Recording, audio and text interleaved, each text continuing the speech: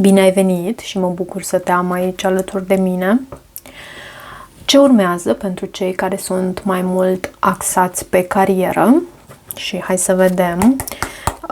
Aș vrea mai întâi să extrag un mesaj din acest oracol cu ceea ce vrea sufletul vostru de la voi, ce vrea sufletul vostru să creați. E ca o îndrumare pentru cei axați pe carieră din partea spiritului, pentru toți cei care urmăresc acest videoclip. Ok, a venit un card și acest card cu numărul 41 te asigură de faptul că un pas înainte e tot ceea ce tu trebuie să faci.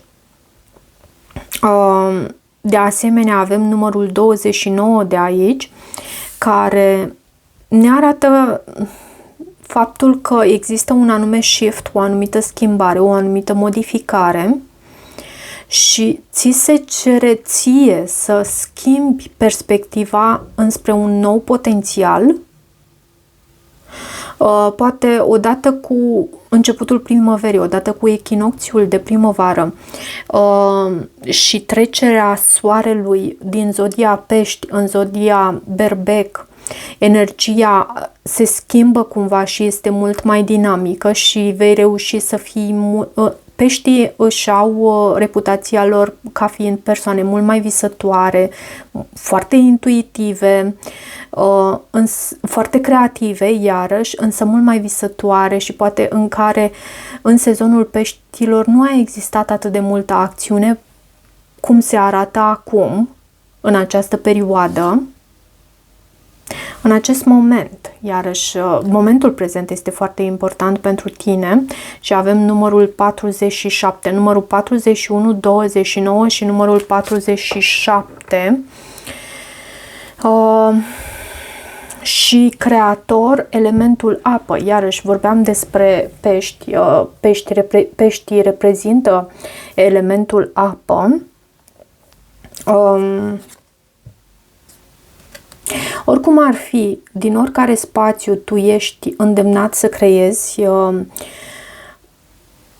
și cu orice fel de shift te-ai confruntat tu aici, de modificare a energiei, cumva, a matricei,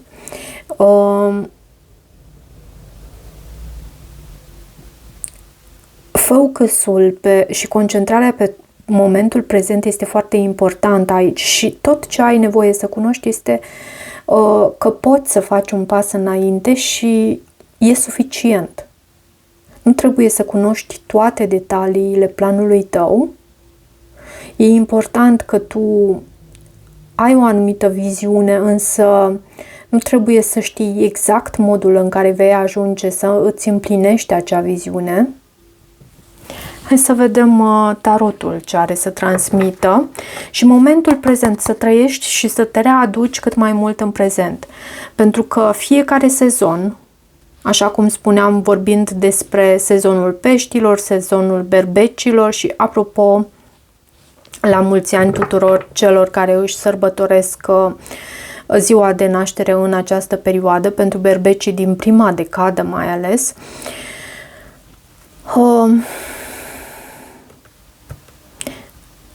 să vă readuceți mereu și mereu în prezent. Este ca o cheie aici, ce vă poate activa un nou potențial.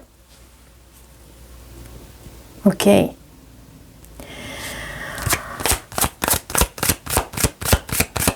Să stai iarăși pe lângă apă, pentru că acest creator din elementul apă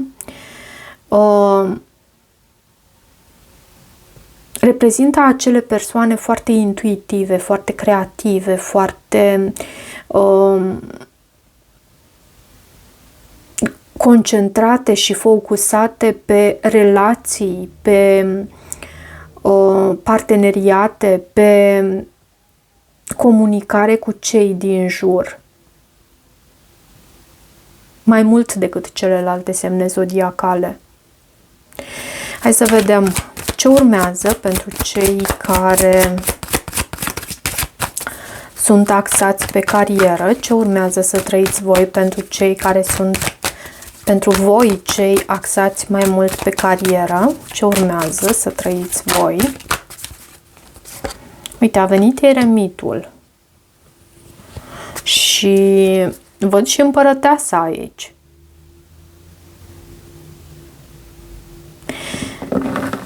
Ce urmează să trăiți voi pe carieră, pentru cei axați pe carieră, ce urmează să trăiți? Eu cred că veți găsi anumite soluții și cred că ai și o răspundere mare pe umerii tăi în același timp cu acest eremit. Pajul de bâte. Pajul de bâte este cel care urmează să fie inițiat de asemenea. Da, arată entuziasmul, este un student perpetu la școala vieții și anumite lucruri pe care urmează să le înveți, pentru că acest eremit reprezintă o persoană care analizează foarte profund lucrurile și despică firul în mii de bucăți pentru a ajunge la exact la esența lucrurilor.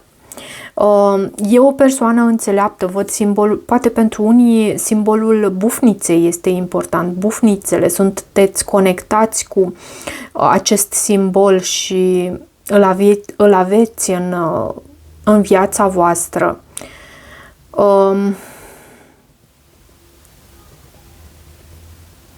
O perioadă de inițiere, aș putea să spun. Și cu... Scuze. Ok, am recuperat. Sunt două cărți și au venit întoarse. Vezi tu? Au căzut în poala mea și au venit întoarse. Și stau să mă gândesc dacă e necesar să le interpretez așa sau în poziția lor normală. Avem de a face cu treiul de spade și cartea moartea. Eu cred că tu lași ceva în trecut, în ceea ce urmează să trăiești tu, în ceea ce urmează să trăiești tu,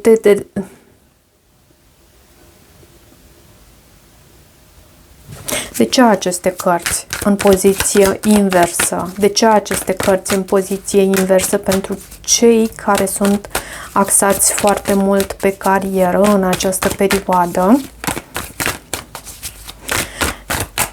De ce aceste cărți? 7 de cupe. Opțiuni? Dar și confuzie. Tu încerci să te desprinzi de ceva din trecutul tău, din ce văd eu aici. Pentru cei axați pe carieră, încercați să vă desprindeți de ceva din trecutul vostru, însă cu acest card, moartea, invers, e ca și cum te întorci din nou și din nou la ceva ce tu deja ai trăit și retrăiești într-un mod perpetu. Și cred că împreună cu acest card, eremitul și pajul de bâte, tu asta încerci să soluționezi aici, să aduci la lumină, să vezi în întunericul din interiorul tău care e soluția pentru a depăși această perioadă. Amintește-ți de faptul că un pas înainte e tot ce ai nevoie să faci și să nu avem roata norocului, însă e foarte important de asemenea să trăiești în funcție de momentul prezent și de cum ești tu ghidat în momentul prezent. Să nu aplici soluții care erau valabile în trecut, să nu le aplici în momentul prezent, că e ca un shift aici, e ca un shift. Ce urmează să trăiți voi pentru cei care sunteți și văd cu acest paj de bâte, eu văd speranță, Văd posibilitatea de inițiere în ceva anume. Este pajul de bâte reprezintă o carte a unui nou început, a unei noi oportunități. Ce urmează să trăiți voi pentru cei axați pe carieră? În planul acesta al carierei, ce urmează să trăiți voi?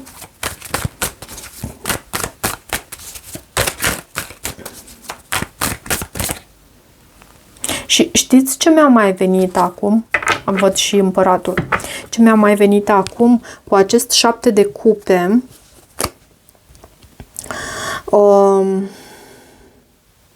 Universul vă amintește de asemenea de faptul că nu trebuie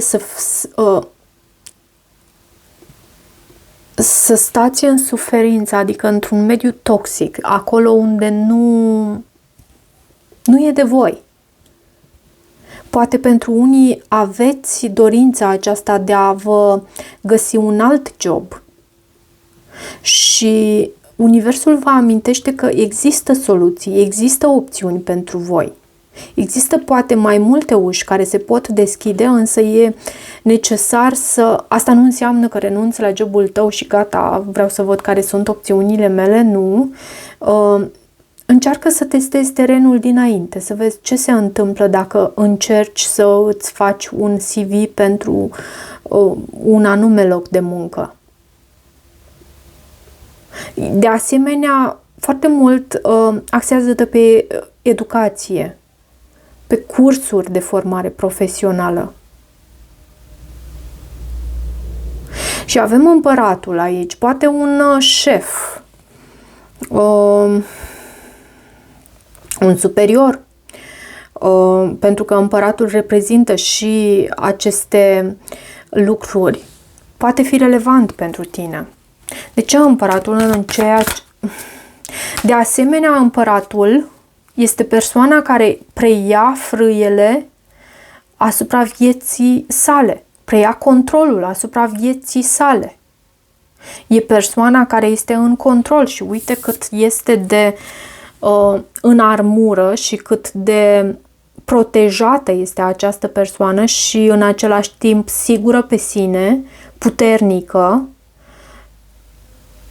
cu sceptrul său și în același timp cu planul său bine făcut, foarte calculată, o persoană foarte calculată iarăși aici. Poate urma o promovare pentru unii dintre voi. De ce împăratul? De ce împăratul? Mai ales pentru cei care aveți Capricorn pe harta natală sau Berbec Taur, Leu, iarăși. De ce împăratul? De ce împăratul? În ceea ce urmează să... Așa, a venit o carte, Regina de Bâte și Împărăteasa. Regina de Bâte reprezintă o energie feminină, Împărăteasa de asemenea, poate fi vorba despre un leu aici implicat.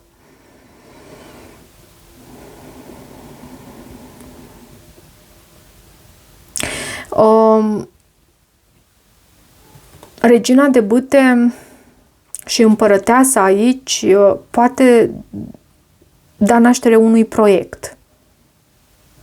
Ceva la muncă cu succes, ceva care să aducă și lumină, ceva care să aducă bucurie, ceva care să fie de succes și de durată, iarăși. Aș putea să spun cu aceste carduri aici. Investești în ceva anume și atragi acea oportunitate potrivită pentru tine. Ai încredere în acest lucru pentru că e ceva potrivit pentru tine. De ce aceste carduri în ceea ce urmează tu să trăiești la muncă, de fapt la muncă, în ceea ce urmează tu să trăiești în planul acesta al carierei? Ce urmează să trăiești tu în planul acesta al carierei? Pentru toți cei care urmăresc acest video. Ok. Turnul Regina de Monede.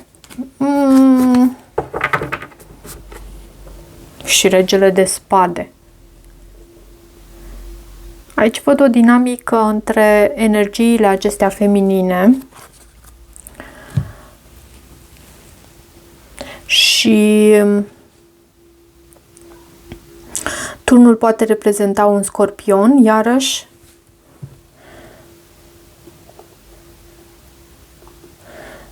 Ceva neprevăzut. Văd ceva neprevăzut care intervine aici, însă fiind cu această carte Regina de monede, pare a fi ceva pozitiv. Pare a fi ceva ce duce înspre abundență. De ce turnul, în ceea ce urmează să trăiți voi în planul acesta al carierei?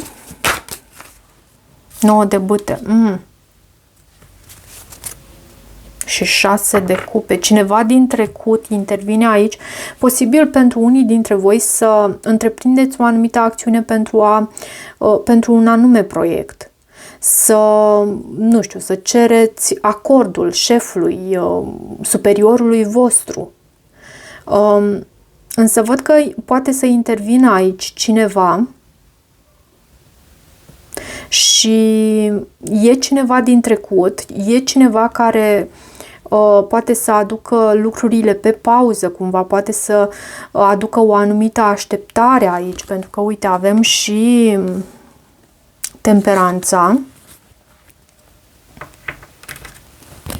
și, da, e posibil pentru unii să fi întreprins un anume proiect și cumva să fi cerut acordul șefului, superiorului vostru, însă e cineva care poate să intervină aici și cu acest 9 de bâte te pune cumva în gardă, te face să te repliezi, să faci un pas înapoi, să vezi ce e de făcut de acum înainte și ce vrea universul de la tine, ce vrea sinele tău înalt de la tine.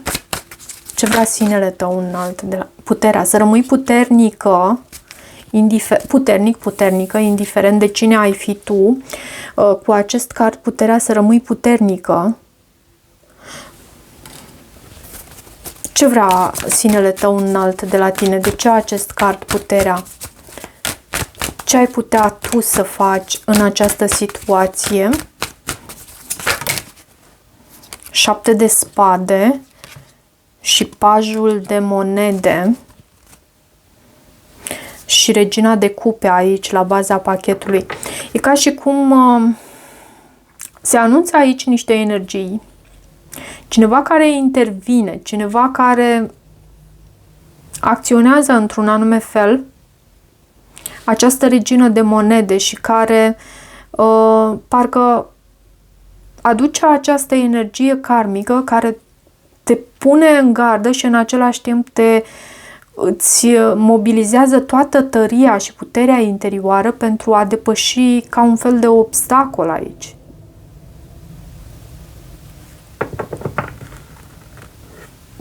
Și ce mai avem aici în previziuni pentru tine, în planul acesta al carierei? Ce mai avem în previziuni pentru tine? 4 de monede. 4 de monede nu este o carte rea. Cumva acest 4 de monede aduce stabilitate. Atât timp cât tu reușești să economisești, să nu irosești, poți să ai parte de mai multă stabilitate. Și văd și roata norocului care aduce schimbare în modul în care tu ești văzut la muncă. Aduce schimbare în modul în care tu ești văzut la muncă și cred că e ceva pozitiv aici. De ce 4 de monede în ceea ce urmează să trăiești tu la muncă? De ce 4 de monede în ceea ce urmează tu să trăiești la muncă? Judecata. Și 6 de bâte. Am să închei aici, nu vreau să mai insist pentru că nu vreau să fac mesajul nici foarte lung, însă și nici unul negativ. Din câte văd eu aici, ca să rezum așa, poate tu îți cauți un job sau poate la jobul actual încerci să pui bazele unui proiect nou, să ceri acordul șefului tău și sunt persoane în jurul tău care pot să intervină aici și în același timp nu la modul cel mai pozitiv. Văd aici un semn de pământ mai ales, care poate să aducă această energie karmică în viața ta, cu 7 de spade, și pentru care ți se cere să fii oricum puternică și să pășești, să faci câte un pas înainte. Acesta e, în această perioadă, cam acesta este secretul, să faci tot câte un pas înainte, așa cum tu ești ghidată în momentul prezent. Ți se cere iarăși să fii prezentă cu toată ființa ta. În sensul că să nu lași, știți că este o vorbă, să te culci pe o ureche. Să nu lași atât de mult ca lucrurile să curgă de la sine, cât îți este cerută prezența ta activă. Bineînțeles, nu 24 din 24 de ore, dar prezența activă atât cât se poate. Și văd aici, cu judecata, că lucrurile se vor soluționa, văd stabilitate la tine și uite, văd și o victorie. Și persoane totuși toxice în jurul tău. Nu. Da, aș mai vrea să extrag, ce aș mai vrea să extrag pentru voi? Hai să văd care este adevărul sufletului vostru. Dar urmează o reușită aici. Urmează o reușită în viitor. Atât timp cât tu ești prezent în viața ta la muncă, atât cât se poate, ok? Nu mai mult decât e posibil. Nu ți se cere să devii Spider-Man sau Superman. Hai să vedem care este adevărul sufletului tău. Ce îmi e mie cel mai frică să pierd aici la muncă? Pentru unii chiar aveți poate chiar probleme la muncă, în sensul că vă e teamă că vă veți pierde locul de muncă și am văzut acest lucru cu această carte Moartea și 3 de spade inverse și cu acest 7 de cupe se arată faptul că voi aveți și opțiuni. Deci nu sunteți limitați în niciun caz. Pe măsură ce noi creștem, ne schimbăm și transformăm viețile noastre, ni se cere să renunțăm la anumite lucruri care au existat în viața noastră pentru a face loc la ceea ce va fi. Dacă ar fi să pășești în necunoscut astăzi, te-ai simți speriat că ai putea pierde iubirea, siguranța și sentimentul de apartenență? Cum ar fi dacă acest lucru ar fi doar o minciună? Cum ar fi dacă ar fi imposibil să pierzi vreunul din aceste lucruri pentru că tu ai deja puterea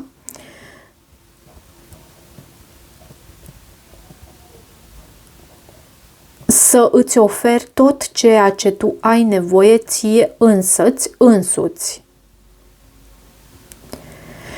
Numește frica și uită-te, privește-te și privește cel mai negru scenariu. Găsește soluția. Cereți puterea înapoi, fiind sigur de cine ești tu și de unde vei merge tu sau unde te îndrepți. Eu mă mișc înainte știind că sunt puternic, dincolo de măsură, sunt iubit, în siguranță și aparțin. Da, Pentru unii, nesiguranța aceasta a locului de muncă poate fi, dar nu văd că v-ați pierde locul de muncă, nu văd aici așa ceva. Există energii karmice, există lecții de învățat, însă cu acest 6 de bâte, cu judecata aici, 4 de monede, sunteți în siguranță, în sensul că stabilitatea voastră este asigurată, însă, iarăși, mă repet, atât timp cât voi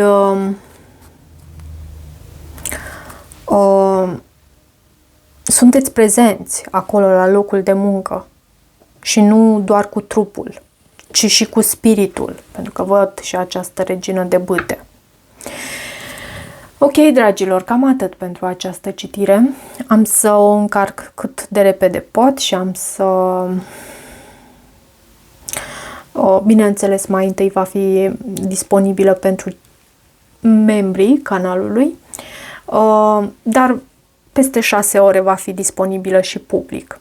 Vă mulțumesc mult pentru faptul că îmi dați voie să vă citesc din energia voastră și sper să rezoneze, sper să ajute, sper să fie de folos și ne revedem curând.